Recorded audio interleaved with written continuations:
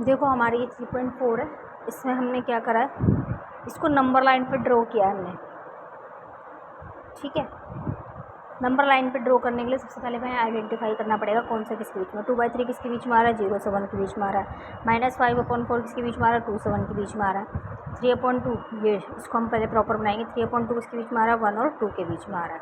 ठीक है, अब ये बीच में कैसे आ रहा है देखने के लिए हम डिवाइड करके देख लेंगे कि किस तरीके से आ रहा है। इसके बाद मैंने आपको देखो अलग अलग यहाँ पे ड्रॉ करके दिखाया ताकि आप समझो कि हमने एक लाइन खींची है। ठीक है, एक लाइन के हमें कितने हिस्से करने हैं, 3, 1 2 3, और लेकिन लेना कौन सा हिस्सा है हमें, दूसरा 1 2, दूसरा हमने हिस्सा ले लिया। ठीक है, ऐसे -5/4 को हमने कितने हिस्सों में पार्ट में डिवाइड करा है, 4, 1 2 3 4। ठीक है, और लिया 1 2 3 चौथा हिस्सा ले लिया। ऐसे ही 3/2 का करा हमने फर्स्ट वाला हिस्सा लिया, पहला हिस्सा लिया। ठीक है, अब लेकिन हमें इसको नंबर लाइन में सारा एक साथ ज्वाइन करके दिखाना है। ये 2/3 का हमने कर लिया दूसरा। अब -5/4 किस में आ रहा था, -2 और 1 के बीच में। -2 और 1 के बीच में कितने हिस्से करे थे हमने, 1 2 3 4, 1 2 3 4, 1 2 3 4, और हमने ये वाला हमारा -5/4 आ गया। ठीक है, ऐसे ही 3/2 का 1 और 2 के बीच में ये हमारा आ गया हाफ, यानी कि 1/2, यानी कि 1 और 1 का आधा।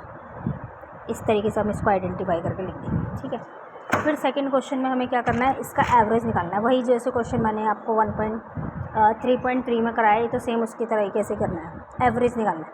मतलब हमें रेशनल नंबर निकालना है। रेशनल नंबर निकालने के लिए हम क्या करते हैं, इन दोनों को प्लस करेंगे और किससे डिवाइड कर देंगे, 2 से। दोनों को प्लस करेंगे वही मेथड से जो मैंने आपको सिखाया है, एलसीएम वाला। दोनों का एलसीएम लेकर प्लस करा 2 से और फिर डिवाइड करके ये आ गया 1/8। कैसे आया मैंने तुम्हें अभी दिखा दिया। फिर 1/8 लेंगे, हर बार यही डिजिट लेंगे इस फॉर्मूले में पुट करने के लिए। 1/2 और 1/8 को प्लस करेंगे, फिर सॉल्व करके आ गया।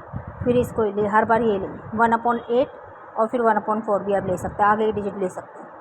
ठीक है, इस तरीके से हमारे 3 रेशनल नंबर आ गए।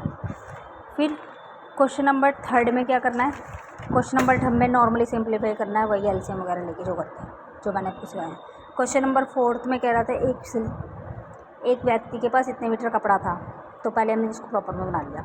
उसने कुर्ते में इतना कपड़ा यूज़ करा।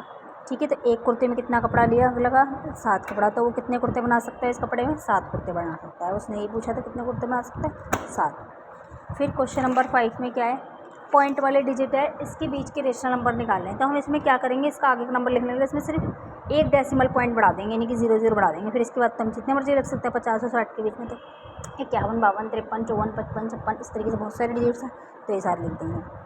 फिर उसने पूछा है क्या हम कोई और मेथड से रेशनल नंबर बना सकते हैं, यस बना सकते हैं, वाई डिवाइडिंग वाले 10 मेथड से। ठीक है, आई होप सो आप सब समझ गए होंगे।